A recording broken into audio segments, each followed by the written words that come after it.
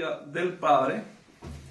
Yo le invito a que usted vaya conmigo rápidamente al Evangelio de Juan, ahí en el capítulo 1. Evangelio de Juan, en el capítulo 1. Y antes de comenzar, saludar a todos los hermanos que están ahí en la iglesia en Pamplona también, y a todos los que nos puedan estar viendo en esta hora. Juan capítulo 1, versículo del 1 al 14. Vamos allá. Vamos allá. Juan capítulo 1. Dice la palabra del Señor así. El tema de hoy que vamos a tratar es: el verbo se hizo carne. Ese es el tema de hoy. El tema es: el verbo se hizo carne. Vamos allá, dice la palabra del Señor así. En el principio era el verbo, y el verbo era con Dios, y el verbo era Dios. Este era en el principio con Dios.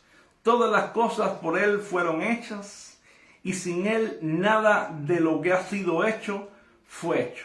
En Él estaba la vida, y la vida era la luz de los hombres. La luz en las tinieblas resplandece, y las tinieblas no prevalecieron contra ella. Dice: hubo un hombre enviado de Dios, el cual se llamaba Juan. Este vino por testimonio, para que diese testimonio de la luz, a fin de que todos creyesen por él. No era él la luz, sino para que diese testimonio de la luz. Dice: aquella luz verdadera que alumbraba a todo hombre venía a este mundo. Dice: en el mundo estaba, y el mundo por él fue hecho, pero el mundo no le conoció. Dice: a los suyos vino, y los suyos no le recibieron. Dice: mas a todos los que le recibieron, a los que creen en su nombre, les dio potestad de ser hechos hijos de Dios, los cuales no son engendrados de sangre, ni de carne, ni de voluntad de varón, sino de Dios. Y dice: aquel verbo, ¿cómo dice? Y aquel verbo fue hecho carne y habitó entre nosotros. ¿Qué vimos? Vimos su gloria. Gloria como el unigénito del Padre, lleno de ¿qué? Lleno de gracia y verdad. ¿Cómo nos llamamos nosotros? ¿Cómo se llama la iglesia nuestra? Gracia y verdad. Qué bien, hermano. Gloria al Señor. Gloria al Señor. Hermano, ¿sabe qué? Cuando nos acercamos a esta celebración, la celebración de la Navidad, es necesario siempre que vengamos con un corazón reflexivo, con un corazón en el cual nosotros podamos reflexionar en lo que es la Navidad. ¿Por qué razón? Porque vivimos en un mundo que está lleno de pensamientos contrarios a lo que es la verdadera Navidad. De hecho, es un mundo en el cual ha vaciado el sentido verdadero espiritual de la Navidad. Lo ha vaciado llenándolo de regalos, que no son malos. Lo ha vaciado llenándolo de luces, que tampoco son malos. Es bonito ver las luces, es bonito ver los regalos, es bonito ver los adornos, es bonito. Pero le ha quitado el verdadero sentido de lo que es la Navidad. ¿Por qué razón? Porque la Navidad va mucho más allá. La Navidad es la manifestación ¿de qué? La manifestación de una declaración eterna del Padre. Es la manifestación ¿de qué? Del decreto eterno del Padre. Mira, hermano, tenemos que entender que la Navidad no comenzó en Belén. Si usted y yo pensamos, usted en la vida, muchas veces pensamos, la Navidad comenzó en Belén, en el nacimiento de Cristo. No lo pensó nunca. Pues no, hermano, la Navidad no comenzó en Belén. Para nada. La Navidad no comenzó en los profetas. No comenzó en los profetas, no comenzó en Belén, ahí en el pesebre. La Navidad comienza en la eternidad de Dios. Porque antes que Cristo viniese, antes que estuviese en el vientre de María, antes que fuese engendrado del Padre, engendrado del Espíritu, perdón, antes que estuviese ahí, ¿sabe qué? ¿Sabe qué? ¿Sabe? hay algo que tenemos que entender. Él ya era. Antes que él estuviese ya metido en el vientre, antes que llegase a Belén, allí al pesebre, él ya era. Por eso Juan comienza ahí inspirado por el Espíritu Santo. En Juan capítulo 1, intencionalmente va allí hablando y diciendo que más del pesebre, más allá, él en el verso 1 dice, en el principio, ¿quién era? En el principio era el verbo. ¿Y qué dice? Y el verbo era con Dios. Y el verbo era Dios. ¿De qué nos está hablando? Dice, en el principio. ¿A dónde está yendo Juan? ¿A dónde está llegando Juan? Está llegando al principio. Al principio. Cuando tú piensas en el principio, ¿en qué estás pensando? Estás pensando en algo. Estás pensando en Génesis capítulo 1, verso 1. ¿No es así? En el principio dijo Dios, sea la tierra. En el principio sea la luz. ¿Sí o no? Pues mira, en el principio ya Jesús estaba.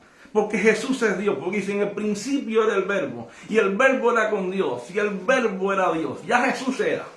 Jesús no es un ser creado. Jesús no es un ser que fue creado por el Padre. No, nada de eso. Jesús no es un ángel como muchas veces se ha enseñado. Nada de eso. Esa es la pregunta esencial que nos tenemos que hacer nosotros en primer lugar. ¿Quién es el que nace en Belén? ¿Quién es el que nace en Belén? Porque si nosotros, hermanos, no nos preguntamos claramente, no tenemos clara la pregunta, la respuesta, ¿a quién es el que nace en Belén?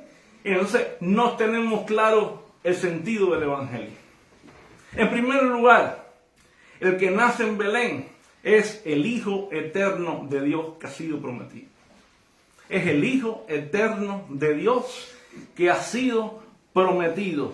Y esa es la pregunta esencial de la Navidad, porque la Navidad primeramente es la respuesta que el Hijo de Dios, el Hijo eterno de Dios que ha sido prometido, vino. Se hizo carne. El Hijo de Dios encarnado, el verdadero Dios, el verdadero hombre. Ahora ha sido manifestado. El misterio que había estado oculto desde siglos y edades. A quien Dios quiso dar a conocer la riqueza de ese misterio. A los santos dice que es Cristo en nosotros la esperanza de gloria. ¿Entiendes? Por eso Juan empieza y dice, en el principio era el verbo y el verbo era con Dios y el verbo era Dios. ¿Y qué hace Juan? Mira, dice en el principio. Que nos remite a Génesis. Bien. Ahora, ¿qué nos está hablando ahí? Que Él es eterno. En primer lugar nos dice que Jesús es eterno. Y cuando nos habla de que Jesús es eterno, nos está diciendo de que Jesús es Dios. No es que empezó en Belén, no es que nació en un pesebre ahí juntamente en el momento del nacimiento, no que se crió en ese momento, no, es que Jesús es eterno y solamente Dios es eterno. Solamente Dios es eterno. Dice, pero el verbo era con Dios. ¿Y de qué nos está hablando? En el sentido de que el verbo era con Dios. Se está afirmando sin ningún tipo de ambigüedad, sin ningún tipo de falta de certeza. Nos está diciendo que hay una plena deidad de Cristo, de que Jesucristo es Dios. ¿Por qué razón? Porque está diciendo que hay una armonía, que hay una unidad, que hay una certeza entre la unidad del Hijo y del Padre. Hay unidad, porque dice, Él era con Dios. Él era con Dios. Una unidad total entre el Hijo y el Padre. En otras palabras, hermano, tenemos que entender eso. Ahora, esta unidad había sido como profetizada y esta eternidad también. Si vamos ahí a Miqueas capítulo 5, versículo 2. ¿Qué dice la palabra? Pero aparte, dice más, y el verbo era. Y el verbo era Dios. ¿Qué está afirmando? Está afirmando la plena deidad de Cristo. En un tiempo como hoy que los testigos de Jehová dicen por ahí que Jesús no es Dios. Hoy hay movimientos por ahí negando la deidad de Cristo y diciendo que solamente vino como hombre. Pues mira, Jesús no vino solamente como Jesús es verdadero Dios, Jesús es verdadero hombre. Así fue aprobado en el concilio de Calcedonia, que Jesús era verdaderamente Dios, era verdaderamente hombre, tenía las dos naturalezas en él mismo, no perdió la naturaleza divina cuando se hizo hombre, sino que en él estaban las dos naturalezas, Entonces, eso es algo que tenemos que entender. Y Juan está diciendo, él estaba en una unidad con el Padre, él estaba en el principio, él no es creado. ¿Por qué razón? Porque él es Dios. Porque él es Dios. La Navidad, empieza ¿dónde? En la eternidad. La Navidad empieza en la eternidad, que el Dios eterno se encarnó en la persona del Hijo. Se encarnó en la persona del Hijo. Entonces, eso es algo fundamental que tenemos que tener en cuenta. Vamos allá. Ahora, esto fue profetizado ¿dónde? Fue profetizado por los profetas. Si vamos a Miqueas capítulo 5, verso 2 dice, pero tú, Belén Efrata, pequeña para estar entre las familias de Judá, de ti saldrá ¿qué? El que será Señor de Israel. Y dice, y sus salidas son desde el principio, desde los días de la eternidad. En otras palabras, ¿desde cuándo son sus salidas? ¿Qué está hablando de aquí? Dice, mira, pero tú, Belén, Efrata, pequeña para estar entre las familias de Judá, mira, de ti, Belén, va a salir ¿quién? El Salvador, el Señor. Ahora, pero ¿cómo es él? Sus salidas no son en el momento, sus salidas son desde el principio. Es decir, desde el principio, desde los días de la eternidad. Y está marcando la eternidad de Dios. Está diciendo perfectamente que ese Salvador, que ese Mesías, que ese Jesús que habría de venir, sería eterno. Estaría desde el principio de la creación. Aún desde la eternidad estaría. ¿Entiende? En el principio era el verbo, en el principio era con Dios. Es decir, cuando Dios Padre estaba diciendo sea la luz, ya Él estaba. ¿Desde cuándo? Desde la eternidad estaba ya Jesús. Ahora Isaías 9:6 nos marca algo también. Dice Isaías 9:6, porque un niño ¿qué? No es nacido. Hijo nos es dado. Fíjate lo que marca ahí. Un niño nos es nacido, un hijo nos es dado y el principado sobre su hombro. Dice, y se llamará su nombre admirable, consejero. ¿Qué dice después? Dios fuerte, Padre eterno, príncipe de paz. ¿Cómo le dice el profeta Isaías? Mira, nos va a nacer un niño. Nos va a ser dado un hijo. ¿De quién está hablando? Del Mesías, de Jesucristo, que iba a nacer en el pesebre de Belén. Pero ese Mesías no iba a ser cualquier niño. No iba a ser un hijo cualquiera. Dice que este Mesías iba a ser ¿cómo? Iba a ser admirable, iba a ser consejero, pero era Dios fuerte. ¿Quién vendría? Dios fuerte. Y que era Padre eterno, tendría eternidad, era eterno, solamente Dios es eterno. Hermano, tú y yo no venimos aquí hoy a adorar a cualquier persona. Tú y yo estamos aquí adorando al Dios eterno, al Padre fuerte, al consejero, al admirable, al Emmanuel, cuando se le aparece en Isaías 7:14.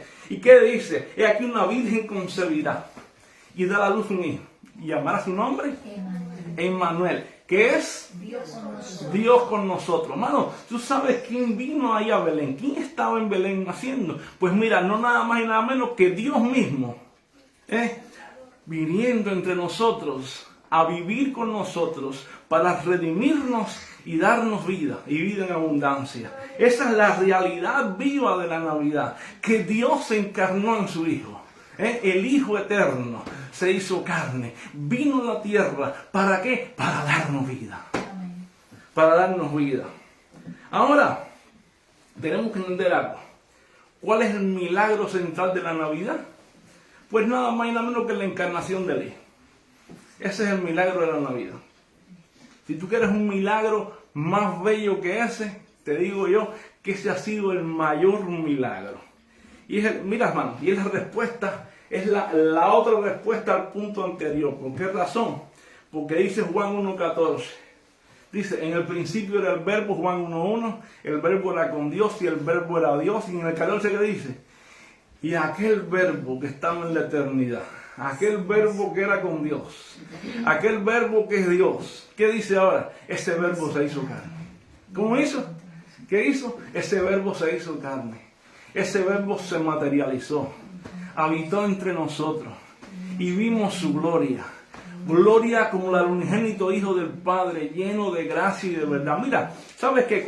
Si tú y yo entendemos verdaderamente el sentido del Evangelio, el sentido de la Navidad, lo que Cristo hizo por nosotros, yo creo que a ti y a mí se nos tiene que romper la apatía espiritual. Se nos tiene que romper verdaderamente la vida espiritual muerta que muchas veces tenemos. ¿Por qué razón? Óyeme, porque que Dios haya decidido enviar a su Hijo, y que Dios haya decidido verdaderamente habitar entre nosotros. ¿Qué? Óyeme, hermano, eso no es nada más y nada menos que nosotros tengamos que decir, mira, tenemos que dejarnos de jugar, porque Dios con nosotros estuvo aquí. Dios estuvo con nosotros. ¿Y quiénes somos nosotros para decir ahora, no sé, me siento rompamos la inercia de nuestra vida. Rompamos la inercia de nuestra vida, rompamos muchas veces la tibieza de nuestra vida. ¿Entiendes? ¿Por qué? Porque en la encarnación del Hijo, ¿sabes lo que hay? Encontramos el misterio más profundo de la fe cristiana. Es el misterio más profundo, hermano. ¿Por qué razón? Porque el Hijo eterno de Dios, ¿qué hizo? Se hizo verdaderamente hombre, siendo verdaderamente Dios. ¿Tú te imaginas que Dios mismo se hizo hombre? El Dios hombre. Ese es el misterio del cristianismo. El mayor misterio que podemos tener. Sin dejar de ser Dios. Cuidado. Sin dejar de ser Dios. Porque hoy en día muchas personas dicen, no, Jesús vino y dejó de ser Dios y dejó su naturaleza humana ahí arriba, divina ahí arriba, y hizo hombre. No, error, garrafal, no. Jesús vino, se encarnó, tomó naturaleza de hombre, pero no dejó de ser Dios. No dejó de ser. ¿Qué significa esto? Mira, hermano, Jesús tuvo un cuerpo real, tuvo una mente humana, tuvo sentimientos reales, Jesús tuvo alma real, ¿sabes qué? Tuvo una voluntad real. Jesús comió, Jesús durmió, Jesús lloró, Jesús sintió como tú y yo sentimos, fue tentado en todo, y lo único que no tuvo igual que nosotros fue que no cometió pecado. Por eso Hebreos 4:15 dice, pero no tenemos un sumo ¿qué? Sacerdote que no pueda compadecerse de nuestras debilidades, sino uno que fue tentado en ¿qué? En todo. Jesús fue tentado en todo, hermano, en todo, según nuestra semejanza. Jesús tuvo un cuerpo de carne y hueso, fue tentado en todas las cosas, como dice el apóstol Juan, dice que ¿cuáles son las tentaciones de todo ser humano? Los deseos de los ojos, los de la gloria de la vida y los deseos de la carne. Pues Jesús pasó todas las tentaciones que pasa un hombre. Cuando estaba en el desierto, ¿qué ocurrió? Lo subieron al pináculo del templo y ¿qué le dijeron? Lánzate de aquí hasta abajo. Lánzate. Si tú eres el Hijo de Dios, tírate. ¿Cómo se llama eso? La vanagloria de la vida. Porque el diablo sabía que era el Hijo de Dios. Y que si se lanzaba iba a ser un acto heroico. ¿Entiendes? Si tú eres el Hijo de Dios no te va a pasar nada. Demuestra que tú eres aquí el Hijo de Dios. Que te tiras y no te vas a matar. Y después, ¿qué le dijo? Subió al monte alto. Mira, le mostró todos los reinos del mundo. ¿Y tú crees que estaba la naturaleza divina ahí? Estaba la humana. Jesús fue tentado como hombre ahí. ¿Y qué le dijo? Mira todos los reinos del mundo, mira. Todos, míralos aquí. Todos aquí, todos. Si tú te postras ante mí y me adoras, todo esto yo te lo voy a dar. ¿Cuál es esa? los deseos de los ojos. En otras palabras, muchas veces a ti vienen, ¿qué no vienen muchas veces a los hombres y a las mujeres? A todos. Te voy a dar riqueza, te voy a dar abundancia. Mira lo que tengo para ti. ¿Sí o no? Insinuaciones. Todo eso, hermano. Todo tipo de tentaciones viene a nuestra vida. Todo hombre o mujer, cualquiera. Pues a Jesús lo pusieron adelante igual. Mira los reinos del mundo, Jesús. Mira cuánta riqueza, mira cuánta belleza, Jesús. Míralo aquí. Todo te lo voy a dar. Y tú te postras y tú me adoras. Y Jesús venció la tentación. ¿Cómo le dijo con la palabra? ¿Sabes qué? Solo al Señor tu Dios adorarás y a Él tú vas a servir. ¿Y qué le dijo también? Si tú eres el Hijo de Dios, convierte estas piedras en pan. ¿Cuál está ahí? ¿Los deseos de qué? De la carne. De la carne. Entonces Jesús fue tentado en todo, pero sin pecado. Sin pecado.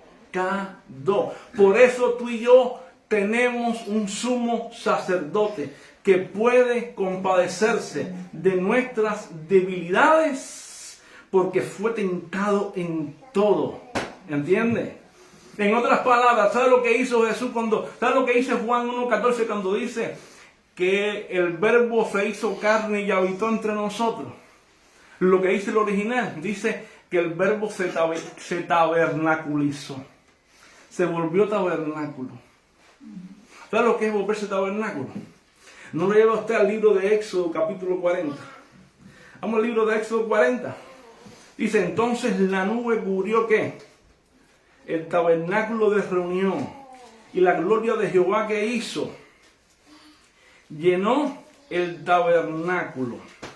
Pues mira, cuando Cristo se hizo carne, habitó entre nosotros. ¿Sabe quién era Jesús? Jesús era el tabernáculo. Jesús se tabernaculizó. Jesús vino y habitó. Él era el tabernáculo. Él era el tabernáculo de Dios. Él era la misma presencia de Dios. Él era el tabernáculo de Dios. ¿Sabe, hermano? Pero ahora, ¿quiénes somos nosotros? Dígame. Tú y yo somos la iglesia del Señor. ¿Sí o no? Ahora Jesús sentado a la diestra del Padre. Pero tú y yo somos el cuerpo de ¿quién? El cuerpo de Cristo. ¿Y qué dice 1 Corintios capítulo 6? Que tú y yo somos ¿qué? ¿Qué dice 1 Corintios capítulo 6, versos 19 al 20? Dice que tú y yo somos el templo del Espíritu Santo, el cual mora en nosotros. El que ya no somos nuestros. En otras palabras, tú y yo somos ahora el tabernáculo de Dios. Él habita en nosotros ahora. Él mora en nosotros. La presencia de Dios está en nosotros. Ahora está en nosotros. Tú y yo somos ahora ese tabernáculo de Dios. Somos el cuerpo de Jesucristo. Ahora su presencia está en nosotros. Ahora Él mora en nosotros. Ahora Él está en nosotros. El misterio, como dice Pablo en Colosenses 1, 26 al 27. Vamos a buscarlo. Colosenses capítulo 1, verso 26.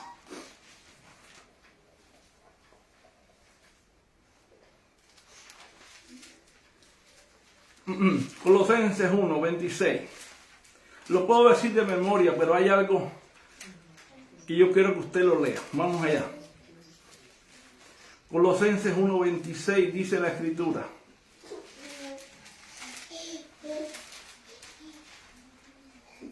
Dice la palabra, ¿lo tiene allá? Dice, el misterio que había estado oculto desde los siglos y edades, pero que ahora ha sido manifestado ¿a quién?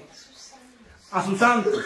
Dice, a quienes Dios quiso dar a conocer las riquezas de la gloria de este misterio entre los gentiles, ¿que es quién? Es Cristo en nosotros. La esperanza de gloria. ¿Quién es ese misterio que había estado oculto? El Antiguo Testamento, ¿qué cosa es? Es tipos, sombras y figuras. ¿Qué cosa es el tabernáculo en el Antiguo Testamento? Un tipo de Cristo. ¿Qué eran los machos cabríos? Un tipo de Cristo. ¿Qué eran las primicias? Un tipo de Cristo. ¿Qué eran las fiestas? Una tipología de Cristo. El sábado, ¿qué era? Un tipo de Cristo. ¿Entiendes? El Antiguo Testamento todo es un tipo y figura de Cristo. Ahora,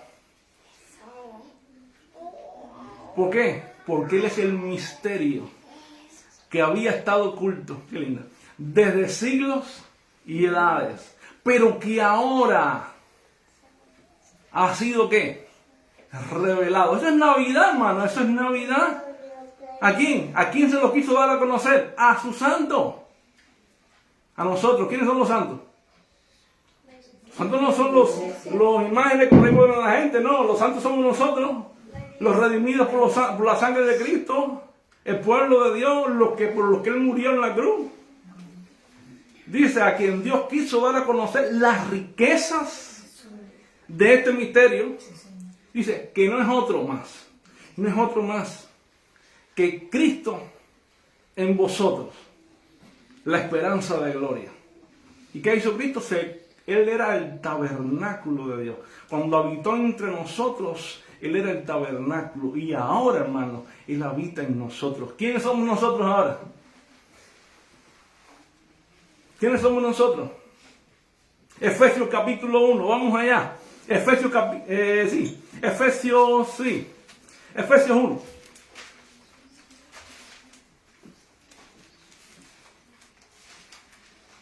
Efesios 2, disculpa. Efesios capítulo 2, versos 19, 20 y 21. Dice la palabra. Vamos a leerlo desde el 20. Edificados pues sobre el fundamento de ¿qué? Dice la escritura, edificados pues, ¿lo tiene ya? Dice, edificados pues sobre el fundamento de ¿quién? De los apóstoles y profetas. Siendo la principal piedra del ángulo Jesucristo mismo, en quien todo el edificio, ¿quién es el edificio? Nosotros, bien coordinado, va creciendo, ¿para hacer qué? Un templo santo en el Señor, en quien vosotros, ¿quién? La iglesia, nosotros, vosotros, también sois juntamente edificados para hacer morada de ¿qué? Morada de Dios en el Espíritu, morada de Dios en el Espíritu, casa de Dios, tabernáculo de Dios. Tú y yo, hermano, somos ahora el tabernáculo de Dios, somos ese tabernáculo, ¿entiendes? Somos ese tabernáculo. Ahora, hermano, yo creo que mire para acá, no se distraiga ahora. ¿Sabe? Jesucristo no vino en cualquier tiempo, Él no nació en cualquier tiempo. Él vino en el tiempo perfecto, con el propósito perfecto, con el propósito redentor. La encarnación de Cristo no ocurrió por el azar. No ocurrió por así, no. La encarnación de Cristo fue en el momento perfecto, en el tiempo perfecto, en la hora perfecta de Dios. Gálatas capítulo 4, versos 5. 4 y 5. Dice la escritura. Pero cuando vino el cumplimiento del tiempo, Dios envió a su Hijo, nacido de mujer, nacido bajo la ley, para redimir a los que estaban bajo la ley. No fue en un tiempo cualquiera, fue en el tiempo perfecto. Cuando vino el cumplimiento del tiempo, cuando vino el cumplimiento profético, cuando vino el momento que Dios había ya establecido, Dios envió a su Hijo, nacido de mujer, como estaba profetizado. Y aquí una virgen concebirá y dará a luz un hijo, y llamará su nombre Emmanuel, que es Dios con nosotros. Y dice, nacido de mujer, nacido bajo la ley, para redimir a los que estaban bajo, ¿qué?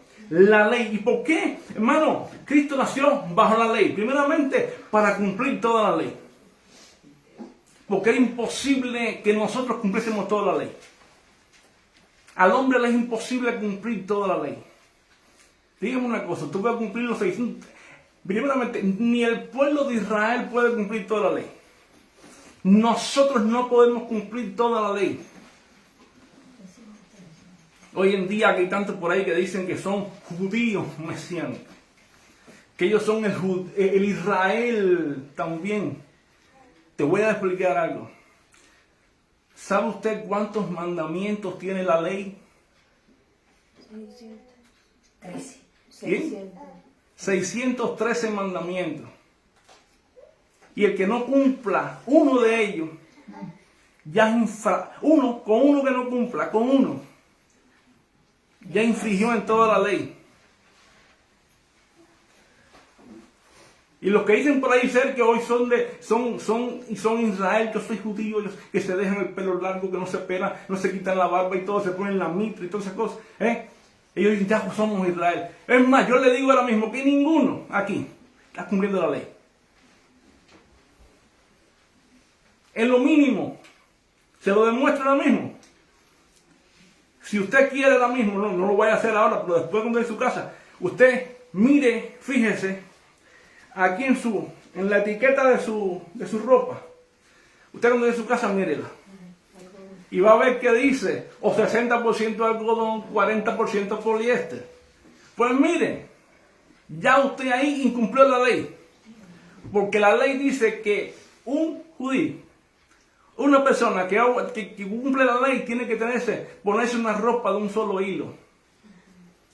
No puede haber mezcla de telas. Quiere decir, hermano, que usted no puede cumplir la ley jamás. Es imposible cumplir la ley. Pero para eso Cristo vino, en el tiempo perfecto, en el momento oportuno, enviado de Dios. Dice, vino, nacido de mujer, nacido bajo la ley, y dice la Escritura, para cumplir. Cristo dijo, he venido para cumplir la ley, no para abrogarla. ¿Por qué? Porque Jesucristo la cumplió completa por nosotros.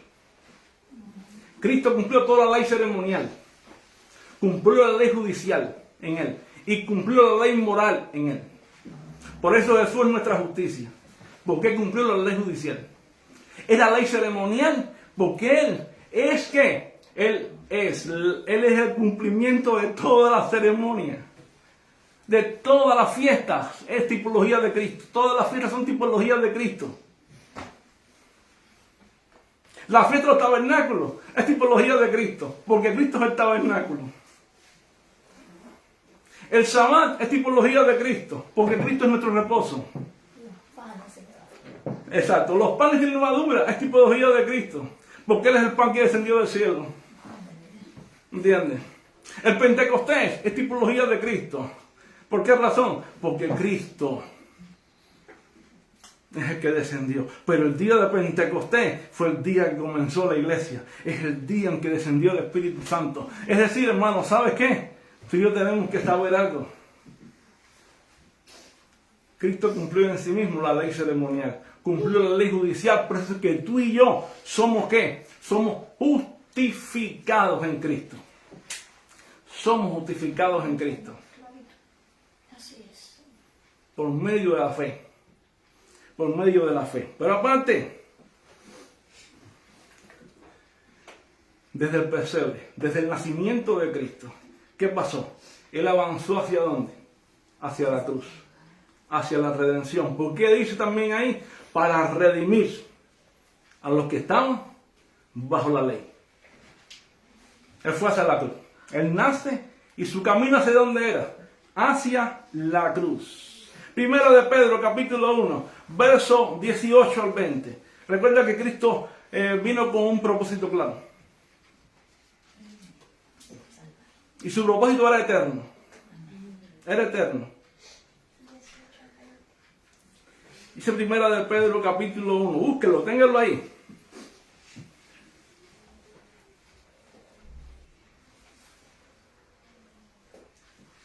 Dice la Escritura. Dice, sabiendo que fuisteis rescatados de vuestra ¿qué? ¿Cómo fuimos rescatados nosotros? De vuestra vana manera de vivir. Tú y yo, ¿cómo estábamos?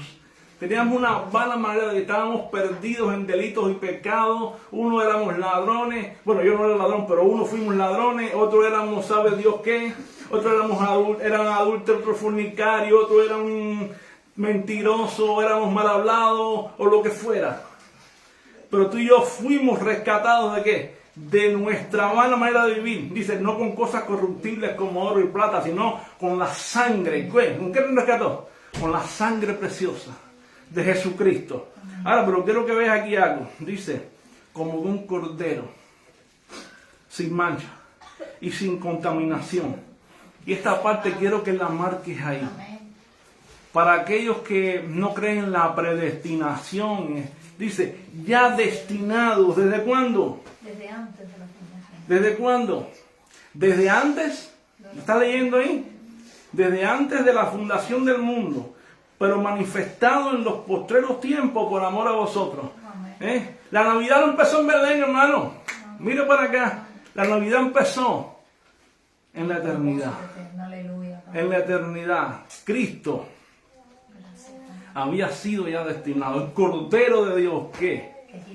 Que quita el pecado del mundo. Ya había sido destinado desde antes de la fundación del mundo por decreto del Padre, pero ahora estaba siendo manifestado en los postreros tiempos por amor de nosotros. Amén. Esa es la Navidad. Y celebramos Navidad porque creemos exactamente en eso, de que Cristo vino y nació en Belén. ¿Por qué razón? Porque es el Dios encarnado, es el Mesías, es Emmanuel, es Dios con nosotros. Amén. Que había sido destinado desde antes para venir a salvar a su pueblo. Sí, a su pueblo, no al mundo entero, a su pueblo. El ángel dijo, he aquí, ¿sabes qué? ¿Le pondrás por nombre? Emmanuel. Jesús. Le dijo a María, porque salvará a su pueblo, no al mundo, a su pueblo de su pecado. Amén. Por esto que nos recuerda la Navidad, nos recuerda que es Dios salvando conforme a su propósito eterno y no conforme a nuestros méritos. No son nuestros méritos los que nos salvan. No es que tú y yo seamos buenos, ni lindos, ni hermosos. Es el propósito eterno de Dios que envió a su Hijo. Que envió a su Hijo. Ese es el propósito eterno. Esa es la realidad. Ahora, luego tenemos que ver en la Navidad lo siguiente. Cómo vino el Rey. Yo quiero que pongamos atención en esto. Y más en este tiempo en el cual nosotros vivimos. Que vemos tantas enseñanzas y filosofías por ahí. ¿Cómo vino el Rey? ¿Cómo vino el Rey? Primeramente, vino en humildad, vino en pobreza y vino en obediencia. Mira, hermano, Cristo vino en humildad, vino en pobreza y vino en obediencia. No se deje engañar. Por ahí que están todo el tiempo diciendo arriba, Jesucristo era rico. No, Jesús no era rico. Jesús vino pobre, Jesús vino humilde y Jesús vino en obediencia. El rey no vino con gloria terrenal, no. Vino una profunda humildad. La Biblia dice en el Evangelio de Lucas, capítulo 2, que lo leímos ahorita, dice, el versículo 6 y 7 dice, y aconteció que estando ellos allí se cumplieron ¿qué? Los días de alumbramiento. Y dio a luz su hijo un primogénito. Y lo envolvió en pañal y lo acostó ¿dónde? En un pesebre. Porque no había lugar para ellos, ¿dónde? En el mesón. Voy a contextualizar este texto a nuestros días. María se puso de parto. No había lugar para ellos en un hotel. ¿Y dónde lo acostaron? Donde comían los animales. Donde comían las vacas, los bueyes. Ahí acostaron al Señor. Ahí lo pusieron después que nació. Si a usted le dicen que a Jesús era rico, que era millonario, que vino, no, Jesús pudo haber nacido, ¿sabe cómo? En un palacio. Jesús pudo haber venido de gloria, lleno de reyes, príncipes alrededor, pero Él no vino así, no. Ahí no hubo trono, ahí no hubo reino, ahí no hubo palacio, ahí no hubo príncipe, ahí no hubo nada de eso. Ahí no hubo corona.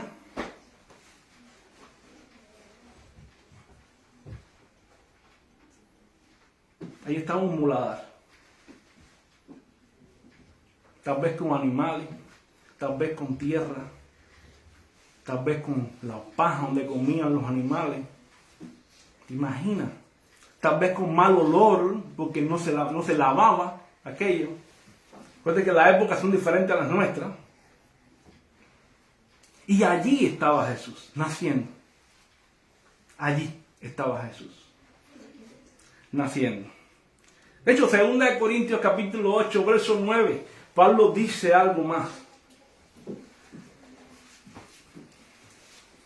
Dice, porque ya conocéis que, búscalo, hermano, búscalo. Y quiero que tú lo tengas en cuenta, porque Cristo no vino, hermano. Cristo, la gracia que tú y yo conocemos, la tenemos que conocer de verdad. En medio de un tiempo en que se predica tanta prosperidad, pequeños dioses, y que somos los apóstoles y los profetas, los mejores del siglo. Hechos capítulo 8, discúlpame, 2 Corintios capítulo 8, versículo 9. 2 Corintios capítulo 8, versículo 9, dice la escritura. ¿Lo tienen ya? Dice, porque ya conocéis la gracia de nuestro Señor Jesucristo. ¿Cuál es la gracia? Que por amor a vosotros, ¿qué se hizo? Pobre, ¿siendo qué? Siendo rico, para que vosotros en su pobreza fueses enriquecidos. Pero la riqueza que está hablando aquí Pablo no es la riqueza material, está dando la riqueza en cuanto a la salvación, las riquezas espirituales que tenemos en Cristo. ¿Vale? Jesús siendo rico, se hizo pobre. ¿Qué está hablando? Y siendo Dios, teniendo toda la gloria, teniendo toda la gloria allá en el cielo, se hizo pobre, habitó entre nosotros. El Dios hombre habitó entre nosotros. Y vemos la humildad manifestada en Filipenses 2. ¿Qué dice?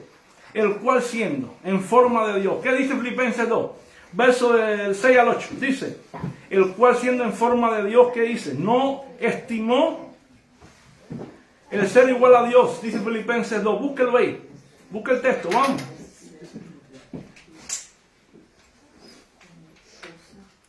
El cual siendo en forma de Dios, no estimó el ser igual a Dios como cosa a que aferrarse, sino que se despojó a sí mismo, tomando forma de siervo, hecho semejante a ¿quién? A los hombres, y estando en la condición de hombre, se humilló a sí mismo, haciéndose obediente hasta la muerte y muerte de cruz. ¿Sabe lo que está diciendo aquí claramente? Está diciendo que Dios, dice la nueva versión internacional dice, la nueva NBI dice, el cual siendo por naturaleza Dios, no estimó el ser Dios como cosa que aferrarse. ¿Sabe lo que hizo? Se despojó.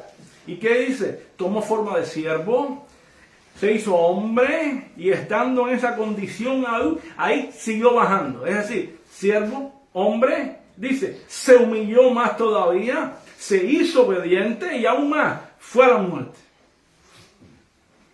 Eso fue lo que hizo Cristo por nosotros. Yo te hago una pregunta hoy. ¿Eres tú capaz o somos capaces de dejarlo todo?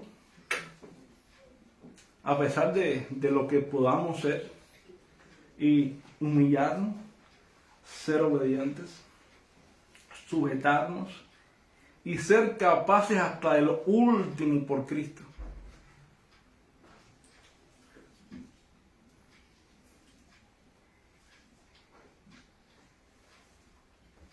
No me lo responda, respóndetelo tú. ¿Sabes por qué? Porque ese Dios hombre, ese niño de Belén que vino, que es Emmanuel, Dios con nosotros, sí lo hizo. Y lo hizo. ¿Sabes por qué? Porque el propósito de Dios es, ¿sabes qué? Venir y salvar a su pueblo. Y salvar a su pueblo, hermano.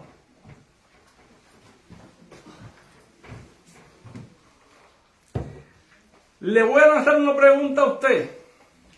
¿Qué usted haría por una persona que le salve a sus hijos? Una persona humana. Si a usted alguien le salva un hijo suyo, ¿qué usted haría por esa persona? Literalmente. Agradecido. ¿Por cuánto? De por vida. ¿Por un mes? No. De 2 por meses. vida. De por vida. ¿Y qué haría por esa persona? Que diga. Lo que diga la persona. Ah, perfecto. Pues usted sabe lo que hizo Cristo por todos nosotros.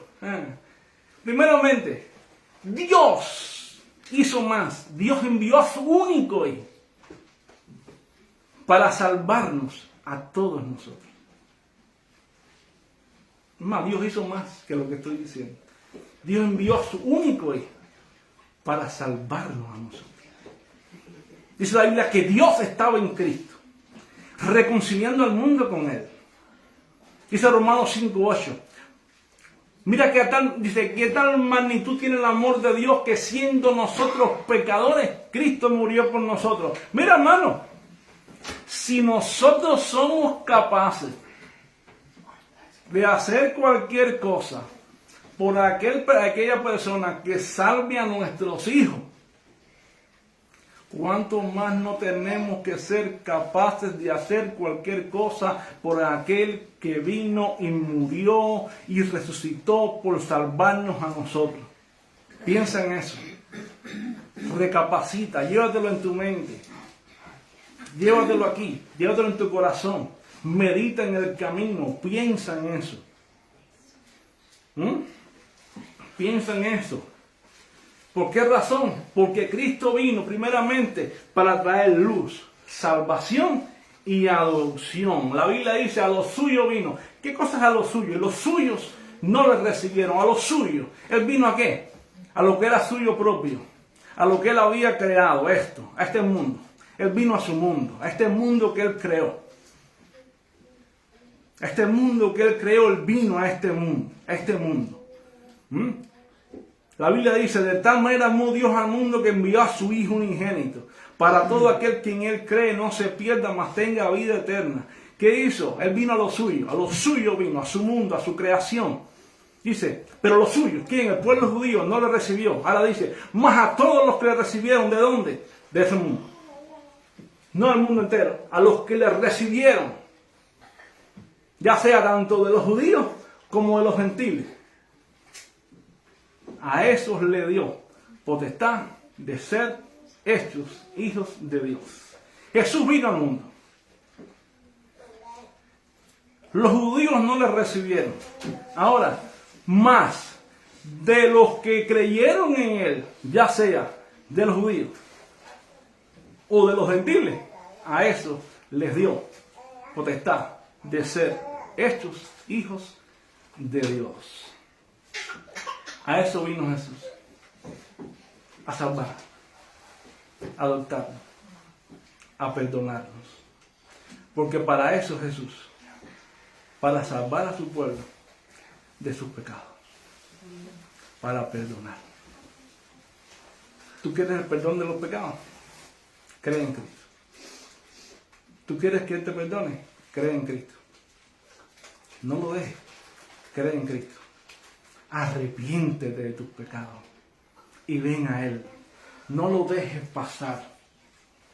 No lo dejes pasar. Mañana puede ser tarde, pero tú tienes que saber que solamente Jesús tiene la solución de tu vida.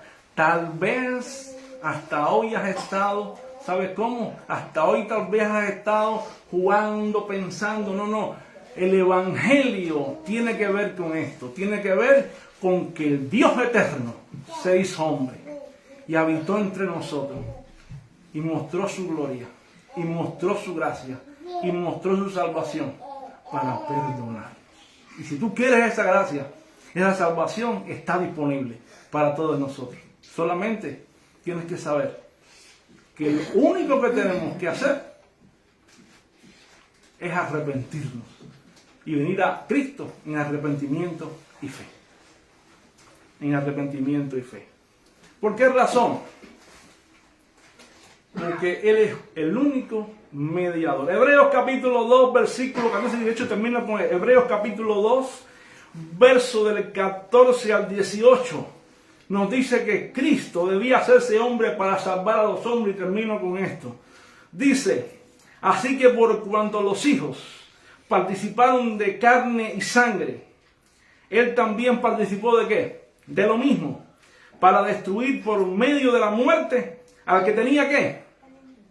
El imperio de la muerte. ¿Para qué participó de carne y sangre? Para destruir al que tenía el imperio de la muerte. ¿Quién era? El diablo. Dice, y librar a todos los que por el temor de la muerte estaban durante la vida sujetos ¿a qué? A servidumbre. Para eso vino Cristo, para librarte a ti y a mí, que estábamos sujetos a servidumbre. Dice, pero ciertamente no socorrió a los ángeles, sino que socorrió ¿a quién? A la descendencia de Abraham. ¿Cuál es la descendencia de Abraham? Los de la fe. Nosotros somos de la fe. Por lo cual debía ser en todo semejantes a su hermano. Es decir, hombre, para venir y ser misericordioso y fiel sumo sacerdote en lo que a Dios se refiere, para expiar ¿qué? Los pecados de ¿qué? Los pecados del pueblo, no los pecados del mundo. Los pecados del pueblo. Pues en cuanto a Él mismo padeció siendo tentado, es poderoso para socorrer a los que son tentados. Hermano, si tú vienes a Cristo en arrepentimiento de fe, tú te arrepientes de todos tus pecados, Él es fiel y justo para socorrerte. Eso es Navidad.